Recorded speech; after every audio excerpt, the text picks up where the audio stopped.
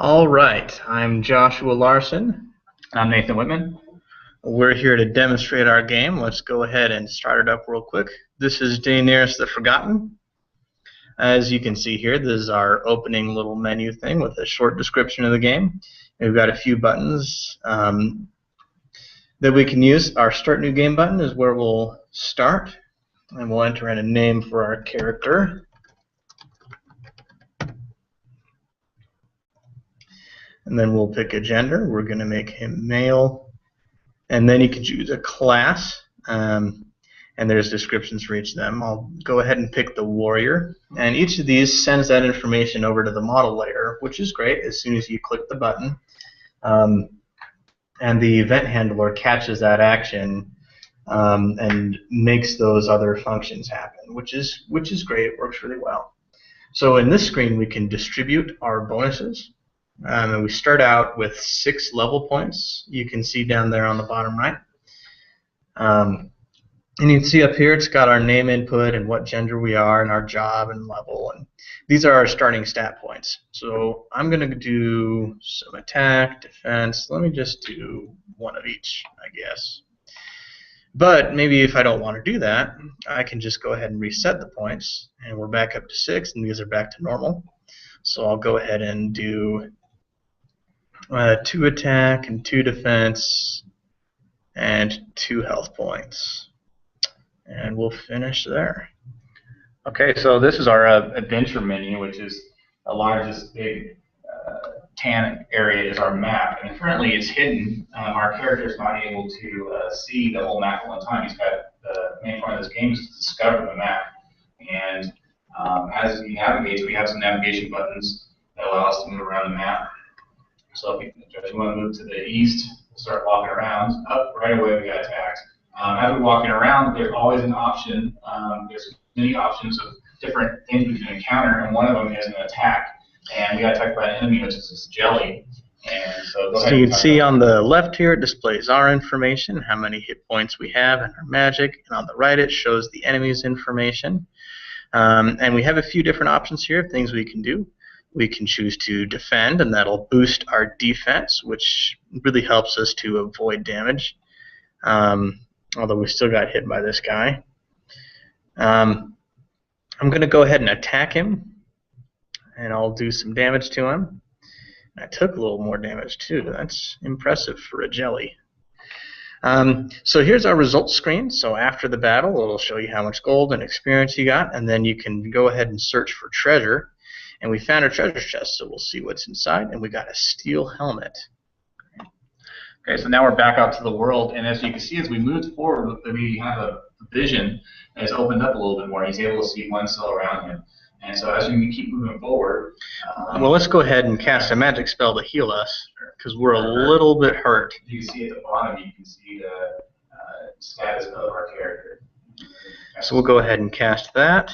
And you can see in the screen behind us, our health has restored some. We don't want to use all our health points quite yet, but let's show you what happens if you try and cast a battle spell outside. Yeah, obviously you can't cast a battle spell when you have nothing to attack, so it gives you a exception in the air that tells you you can only cast the spell in the battle. We'll go ahead and exit. We'll walk around a little bit more and see what we run into. All right, here's a goblin for us. Let's see if we can take him out. Why don't we use some magic? Okay, good. And we defeated him. So we got some more golden experience. We'll search for treasure. Steel breastplate. Excellent. So that allows us to be able to use different types of attacks. And actually there's some great algorithms and formulas that we've done to balance this game. So if you want to keep walking, maybe we can get into the dungeon. Let's see if we'll go to our shop. If we head over to the shop, we can buy different things depending on what we have. So let's say we want to buy just an iron sword. We can just select it up here, which our event handler senses when we click in one of these boxes, and it can pull out that information. And when we click buy, we can go ahead and buy it, and you can see that our gold decreased by 30, but now we have 1 in our quantity. If we wanted to sell it, we could do that too, but we'll go ahead and exit. If we go into our gear menu, we can go up to weapons and hit iron sword. And we've got quantity 1, and it'll show us the different bonuses it can give us. So if we hit equip, then it shows us what our current bonuses are with it equipped. Let's see what other kind of things we can do. I forgot what the other one was that we got. Steel helmet. There's a couple of glitches in here still we're going to iron out. Let's keep walking around a little bit. As you can see, as we move around up, we hit an event, which is as you go in. I said we can get attacked by enemies, but we can also get different events, such as we come across a boom pond, which will restore our health when we click the button in our turns. So there's also another event where we can find a treasure chest, possibly might come across that. So you'll see in here our health is back up and our magic is back up. We'll go ahead and fight this imp here. I took 0 damage. Part of our random damage calculator makes it so sometimes they'll hit low.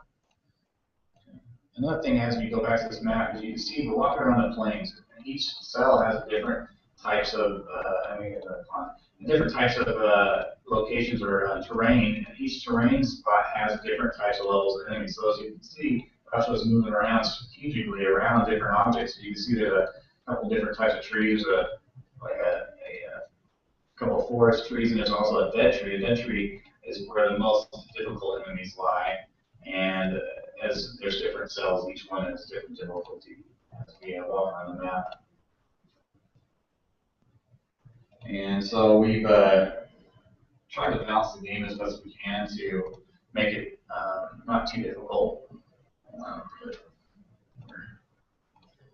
Sorry, I ran into a tougher battle and I'm not leveled up yet. We're trying to find ability to go to... Here we go, I leveled up. Level up. So here's our level up screen. You can see it looks a lot like our distributing bonuses screen.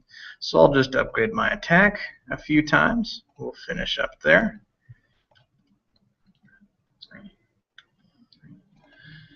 Okay, so we're trying to find a dungeon.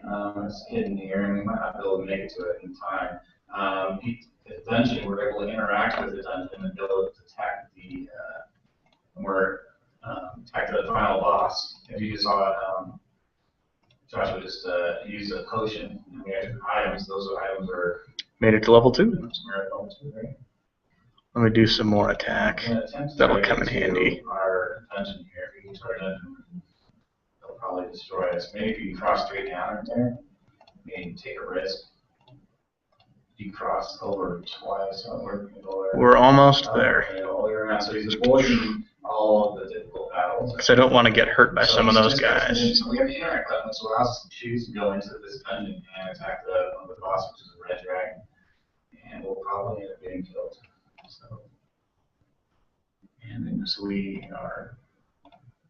There we go, we died. And so we attempted to take on too much. Last time we did really good when we played the game, but we also wandered around a little longer. So then, unfortunately, you died, so you can return to the main menu, and we'll go ahead and exit to the desktop. So, here we go. Okay.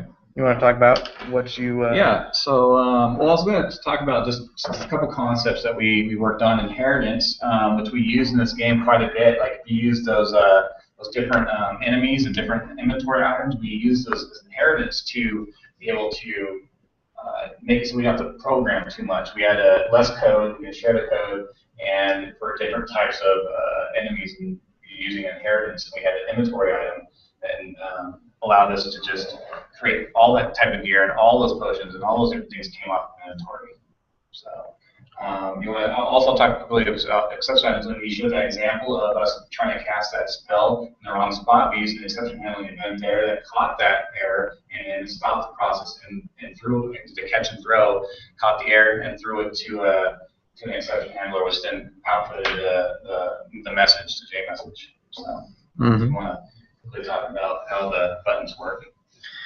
Well, as you saw, whenever you would push a button, it would trigger an event, or in some of our menus, like the gear menu or the items menu, when you clicked on one of the spots in the grid, it would display the information of that particular item. The way that that'll work is whenever one of those actions is performed, it'll throw that event, and then there was something to catch it, the event handler. And when it catches it, it executes whatever code you've put into that section. So we use that a lot, especially using all of our JFrames. Pretty much all of our menus are built on that, and so it works really well. Okay, I'm going to talk about what really works. Well, I'll start off with what was difficult. First, the most difficult thing I've come across, and I think there's got to be a better solution, but my current solution is for interacting between two different JFrames. Currently, I have to pass a JFrame into a constructor, and then it'll populate, in which I found that it works well if you're just going from one to another. But if you start having multiple JFrames that open up, and you want to affect that first JFrame, you have to pass that JFrame all throughout. And it just seemed like there's got to be a better way. And so that was the most difficult thing I had. It was time-consuming to do a lot of programming.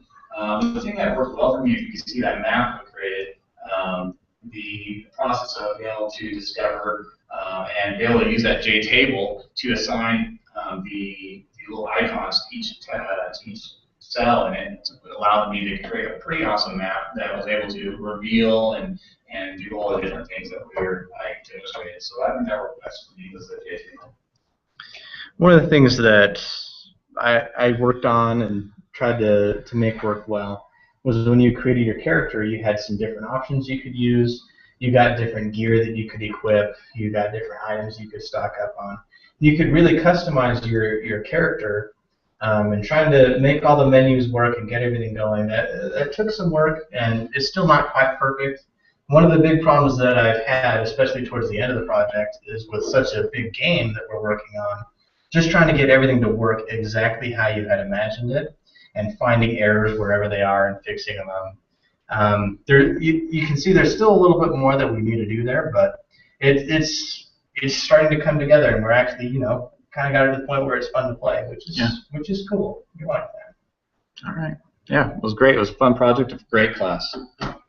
We had a great time, and so that's basically our game. Thanks for watching.